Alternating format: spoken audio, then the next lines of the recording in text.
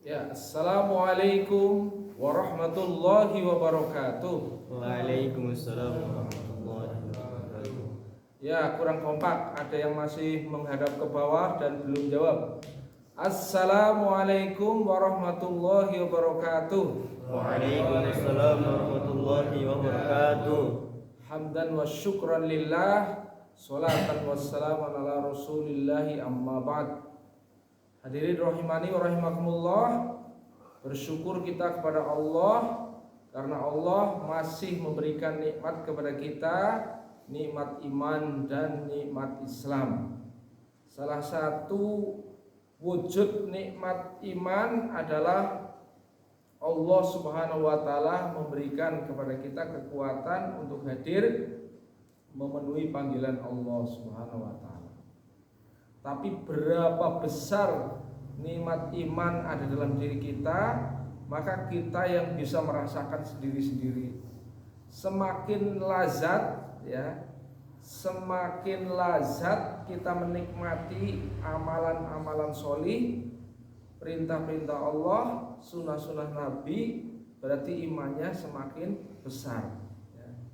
Tapi semakin malas, semakin tidak menikmati, maka sesungguhnya itu imannya semakin mengecil, tipis, dan bahkan kalau kita tidak menjaga ya, maka bisa jadi akan tercabut ya. Nikmat iman bisa tercabut ya apabila satu ya, kita sudah mengutamakan dunia daripada akhirat ya, itu nanti nikmat iman akan dicabut, pertolongan Allah akan dicabut. Kalau pertolongan Allah akan dicabut, maka nanti perintah-perintah Allah akan berat, kemudian semakin menikmati perbuatan maksiat dan sia-sia.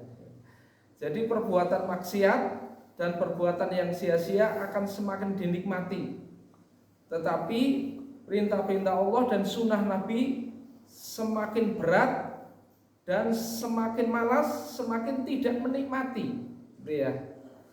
Maka akan tercabutlah kehebatan Islam. Maksudnya akan tercabut daripada pertolongan Allah Subhanahu wa taala dalam diri orang tersebut ya. Kemudian apabila merambat sampai yang kedua ya. Yang kedua itu apa?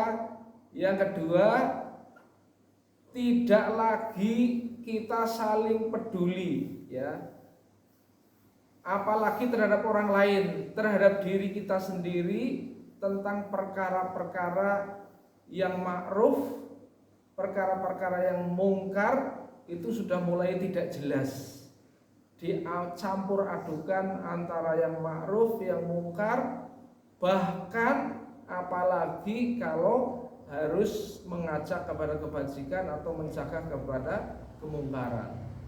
Ini apabila yang kedua ini sudah mulai terlihat ya, orang malas untuk mengajak kepada kebajikan, ya kamu, aku ya aku. Nah, itu ya, kalau sudah begitu kemudian orang tidak lagi peduli untuk mengajak kepada kebajikan, mencegah kepada kemungkaran, bahkan sudah senang melihat kemungkaran. Jadi pertama malu-malu, yang kedua bisa vulgar ya, melihat sesuatu yang porno, melihat sesuatu yang buruk, itu dikasih sedap pandangan mata. Dia ngumpet-ngumpet di tempat yang merasa tidak ada yang tahu ya, itu sudah dinikmati ya. Tidak lagi ada kekuatan mengajak kepada yang baik. Ini sudah luar biasa, hilang keberkahan hidup ya. Sudah hilang keberkahan hidup ya. Apalagi nanti kalau sudah naik peringkat ketiga, yang dilihat adalah keburukan orang lain ya. Padahal diri sendiri adalah buruk, tidak ada kemampuan berbuat baik, mengajak kebaikan, sudah diri kita sedang keadaan hancur, tapi lebih hancur lagi yang dilihat keburukan orang lain. Kemudian dia tidak sungkan-sungkan untuk mencaci maki orang lain, lupa dirinya ada dalam keburukan. Maka Rasulullah tegas sekali, idza addomat ummati dunya nuzi'at minha haibatul Islam. Ketika umatku sudah mengutamakan kepentingan dunia, akan dicabut dia kehebatan Islam, dicabut pertolongan Allah darinya, dicabut hidayah darinya. Yang tadinya itu aktif sholat, tidak ada kekuatan sholat, ya. Dulunya aktif sunnah nggak ada kekuatan, akhirnya hilang, ya. Sudah berat, nanti merambat lagi kepada yang wajib akhirnya hilang juga, ya. Akhirnya yang terakhir kepada yang fardu, bahkan kepada imannya itu hilang. Bisa Allah Subhanahu wa taala mudah sekali, gara-gara awalnya itu dia adzomat umatid dunia, ya, mementingkan yang dunia, mementingkan kesenangan, ya. Jadi kesenangan itu yang dipentingkan, bukan kepentingan akhirat, bukan kepentingan keselamatan. Ini sangat bahaya, ya, sangat bahaya. Kemudian nanti idza tarakatil amru bil ma'ruf wa nahyi 'anil munkar hurrimat barakatul wahyi.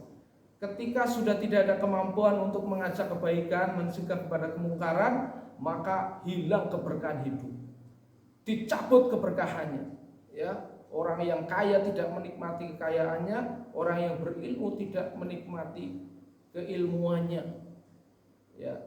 Ini kalau sudah dicabut keberkahan hidup, maka luar biasa, ya, nggak ada artinya hidup ini, ya. Kemudian nanti sudah sampai peringkat yang ketiga ini, idza tashabbat an ummati saqatat min ainillah, ya. Kalau sudah saling melihat keburukan, ya, sudah mencaci, ya, tidak pernah mencaci diri sendiri, yang jelek orang lain, ya.